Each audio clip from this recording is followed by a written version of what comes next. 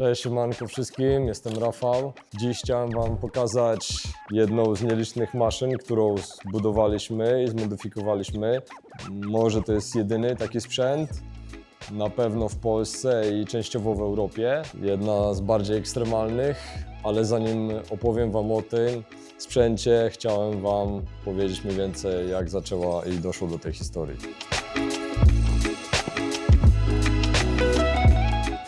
No cóż, od małego zajmuję się motoryzacją, potem wyjazd za granicę, tam pochłonięcie bardzo dużo wiedzy, wrócenie do Polski, budowanie dalej aut, tuningowanie samochodów. Były różne auta, ostatnio robiliśmy gdzieś tam RS6, MTM, 800 koni, McLaren, który robiliśmy body z 720 na 765 LT.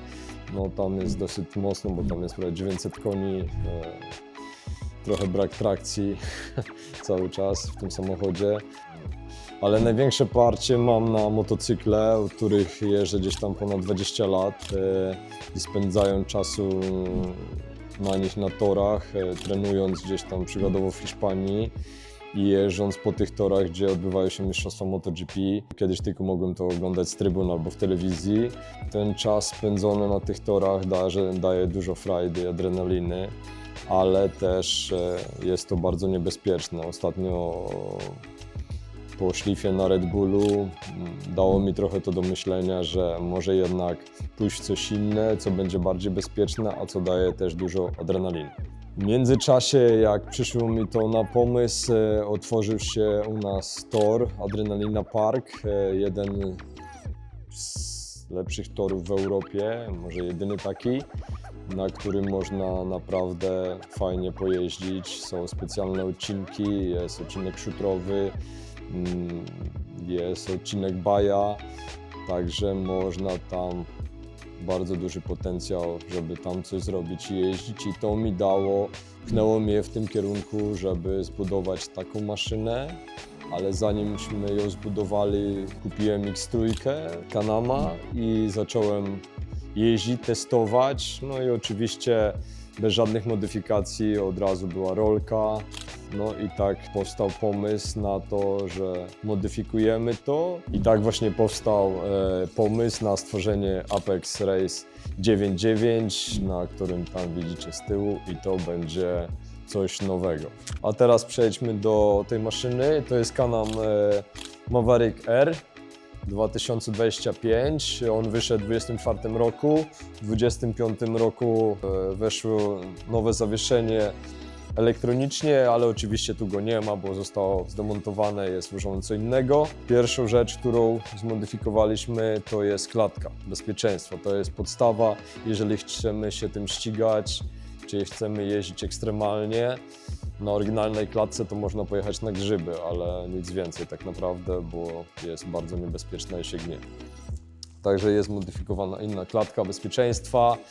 Cała rama jest wzmacniana, wszystkie mocowania amortyzatorów, wahaczy, różne sporniki do podnoszenia, płyta podłogowa jest z aluminium lotniczego. No i oczywiście tu, jak w środku widzimy, mamy najważniejsze rzeczy, które są bardzo potrzebne. To są pudły siedzenia, na pewno nieoryginalne, i pasy bezpieczeństwa 6-punktowe, które nie można ich porównać z oryginalnymi, bo musi być to wszystko sztywno, mocno, ciasno. Siatki, które chronią nam przed tym, żeby coś nie wyszło na zewnątrz, ręce przy jakimś tam dachowaniu. A przechodząc do tyłu, mamy tu mocowanie koła zapasowego, które musi być jak najniżej pojazdu i z dobrym dojściem, żeby szybko można było go zmienić, jeżeli jedziemy w rajdzie.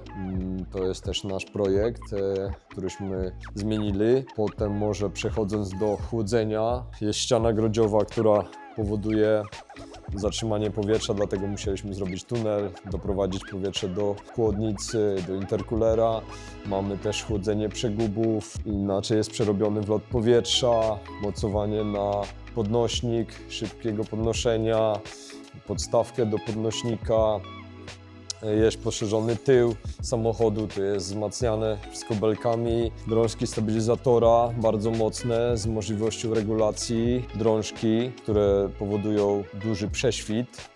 No i wytrzymałość tych drążków w porównaniu do oryginalnych to jest niebo a ziemia. W kolejnach możemy się bardzo mocno zapierać i tu się nic nie dzieje. Mamy wzmocnione przeguby, mamy obspawane wahacze, które też będą prawdopodobnie zmienione na inne. Mamy wydech przez nas zaprojektowany, zrobiony, osłony na przeguby specjalne z gum i tu z tworzywa, żeby chronić od kamieni, od różnych uderzeń na manczety. Zawieszenie, z którą firmą prawdopodobnie będziemy współpracować, IDS ze Stanów.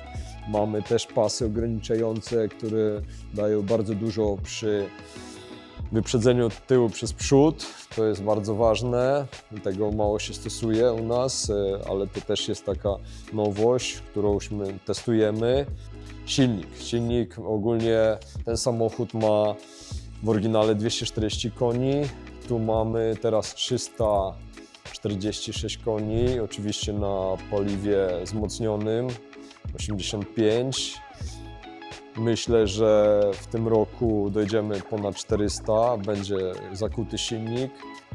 Mamy tutaj z przodu zawieszenie, najbardziej ekstremalne zawieszenie, jakie istnieje na świecie, moim zdaniem, od mojego kolegi ze Stanów, z Kalifornii, AVD, które jest tak ekstremalne, jest zrobione z molibdenowych rur i myślę, że nie ma nic bardziej mocniejszego, jak widać, co my tu mamy. Z przodu też pasy ograniczające, mamy stabilizatory inne i tu może przejdźmy jeszcze do przekładni kierowniczej, na której założono amortyzator skrętu, gdzie dopiero widzieliśmy pomysł Can-Ama, że ma wejść w 2027 roku.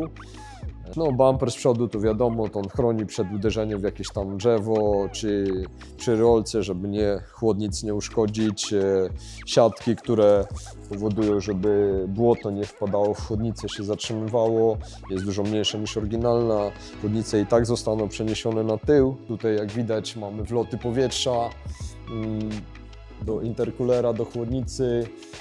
Tu mamy nasze wloty do przegubów, do powietrza. Tu mamy wlot do silnika, też zaprojektowany przez nas.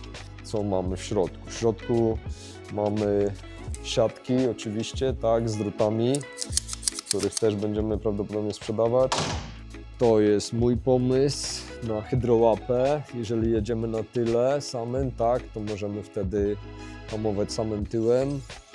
Mamy tu też kierownicę od EV Power Sports z Ameryki, ściąganą z łopatkami. I mamy coś nowego tutaj, wyświetlacz biegów i wyświetlacz obrotów silnika, który wiem, kiedy następny bieg zmienić, diodowy. Tutaj mamy jeszcze mieszankę powietrza, paliwa i mamy jeszcze przycisk do launch i do brake. Chodzi o to, że mamy tutaj procedurę startu z launch control, ale mamy też coś takiego jak roll launch control. To już może wytłumaczę przy następnym filmie. Jebany, fajnie chodzi. Ten launch control jest zajebisty, nie? I mamy jeszcze brake, który powoduje nieodcinanie napędów przy pełnym hamowaniu samochodu, jeżeli hamujemy na maksa, tak? No dużo jeszcze innych rzeczy, których mógłbym opowiadać, ale to będzie w przyszłości. To autko zbudowaliśmy na dzień dzisiejszy pod Baja wyścigi. Nie wiemy jeszcze, w jakiej kategorii będziemy startować, zobaczymy, na co nam pozwoli regulamin, tak? Bo nie wszystko jest dozwolone. Czym bardziej ekstremalnie, to nie znaczy, że dobrze i jest dopuszczony do regulaminu, bo po prostu regulamin nie pozwala niektórych rzeczy, żeby wszyscy mieli tak samo. Lecimy teraz do Stanów, do Kalifornii na wyścigi King of Hammer. Tam będziemy chcieli zaczerpnąć dużo nowości, może tych nowości ściągnąć do Polski, coś nowego wprowadzić na rynek, bardziej ekstremalnego, bo niestety Oni są dużo do przodu od nas z tym wszystkim i wszystko idzie stamtąd, dlatego też chcemy podjąć współpracę z firmami, z którymi będziemy współpracować i te nowości cały czas łykać od nich. Może też w przyszłości byłaby taka możliwość, żeby zorganizować taki rajd King of Hammer Poland i wtedy pozwoliłoby to wystartować wszystkim, którzy mają tak zmodyfikowane auta, nie tylko Panamy, Polarisy czy inne, czy swoje jakieś samoróbki, które by pozwoliły tym ludziom wystartować w takim wyścigu albo jeździć bardziej ekstremalnie, bo jeżeli jest coś, idziemy z motoryzacją do przodu i możemy na czymś bardziej szybciej i bezpieczniej pojechać, to dlaczego mamy się ograniczać w jakieś regulaminy, które nam nie pozwalają na przykład mieć 2 amortyzatorów na jednym wahaczu, tak? Dlatego to mnie dziwi, dlaczego tak w Polsce jest, a nie inaczej.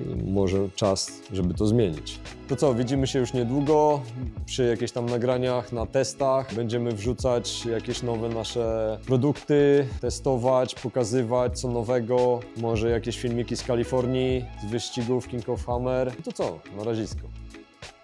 To co, widzimy się w następnym roku i z nowym rokiem wchodzimy z Launch Control.